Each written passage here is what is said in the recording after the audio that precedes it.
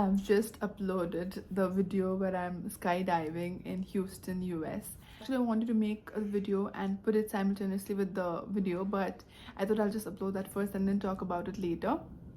So, when I was flying in Doha, I did it then.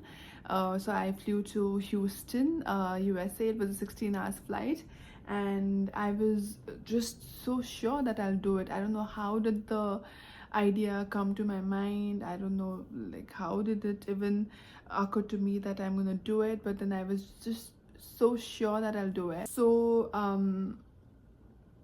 I had a flight to Houston. I operated the flight. Nobody knew that I was planning to do it. Of course, I used to talk about it here and there. And everybody used to say that why to do skydiving in the US? I would rather go to Dubai and do it. I never really felt that those people really wanted to do it because they were just talking and they were doing nothing, right? And I was like, oh yeah, that's right, that's right. The view is also, important and everything, okay? But I was like, but these people, they've never even done it or are even interested to do it. So I am interested to do it. So why should I even just wait for a place? I can do it anywhere because it's the skydiving that matters. I, was like, as in I was in the middle of the flight when like you plan with your crew members. What's the plan for the other day. Usually a lot of crew go for shopping in the US because we had this day off in Houston, and I was just randomly, you don't share these things with all the crew members, right? So there was this girl with whom I was getting along with. So I told her maybe I'll go for skydiving. So she didn't really quite buy it because I just told her just randomly. So it was a very tiring flight. So we reached the hotel, we got the keys of our rooms, and I was so she was waiting for me so that we could plan what we are going to do the next day.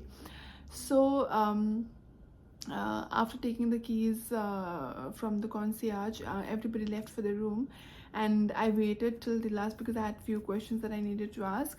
So I asked for the receptionist, and then I asked her where can I go for skydiving, because I knew Houston is a place where people go for skydiving. It's one of the safest place. I asked what's the easiest and most comfortable mode of transport, because Uber was just flourishing then, and I wanted to make sure that after I'm done with the skydiving I can just get a cab and come back to the hotel, because I didn't want to waste time. First, because of course we did not have internet. I did not have those Reptel or anything like that during that time, because I always used to go out with crew. This was the first time that I was like so convinced that even if nobody is coming, I'm gonna go all by myself, okay? So I booked a car in a very cheap price to and fro to that place, and I got the pamphlet to of the place to go for skydiving. So this girl was waiting for me, and she got so convinced that because I did not even ask for anybody's suggestion or anything, I was just so convinced that I'm going to do it, that she's like, are you sure you're going? I said, yeah, I am going, and then I'll meet you after that. She's like, okay, fine, then I'll also go. I was like, okay, fine, come along. I'd be more than happy if somebody wants to come with. So the next day I got up. I was not scared at all. I went to this place, and we reached over there, and there I realized that I have to sign this big legal contract that if something happens to you, then they are not responsible. However, you can always file for a case, but 99% guaranteed that the case will be lost by you, because of course they are doing this and they have this contract, so you might as well just don't do it if you're so scared. I was like, I was even then I was sure that I'm gonna do it, but I was like, oh my god, my dad is gonna kill me if he finds out that I'm signing such a contract in the US. So I signed it, and after that it costed me somewhere around $500, 450 or 460 for the skydiving, and $30 or something for the cab, and or little more than that, I feel. So after that, we had to do this training of 1 hour where they teach you if something happens what to do and what not to do, and when to pull the parachute, because they expect you to know when to pull the parachute and all. Of course the guide will eventually, if you forget, do it, but then they teach you everything. So I was feeling a little bit like, am I doing the right thing? But then after that we went to the aircraft, and in the aircraft I didn't feel a thing.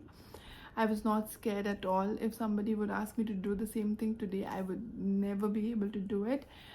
The only time I felt scared was when we were about to jump, because I could see the solo jumpers, solo divers jumping one by one, and I was like, oh shit, I have to do that.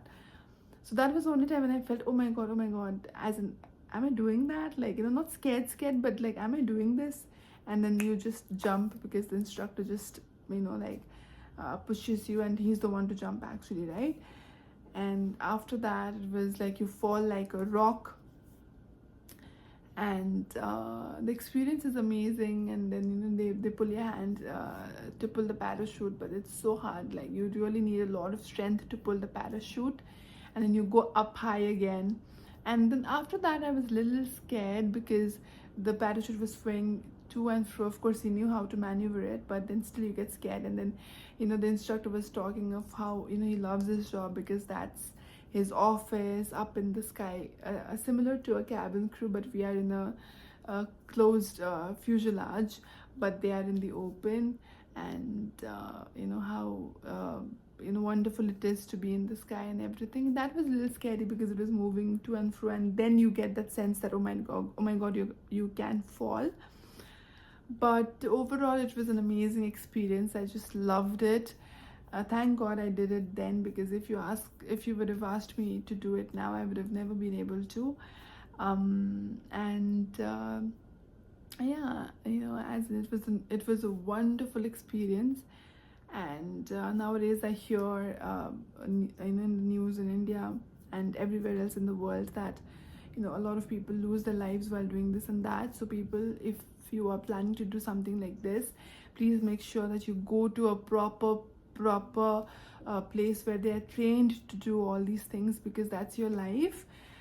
Even after signing a contract, you're not that sure, like even after going to a secure and safe place, you're not sure if if nothing's gonna happen. So imagine you are casual, taking all these things casually, and then something happens to you. So don't be reckless. However, if you want to do something like that, go to a proper place, and a little bit more money is okay, rather than just injuring yourself or something bad happening to you.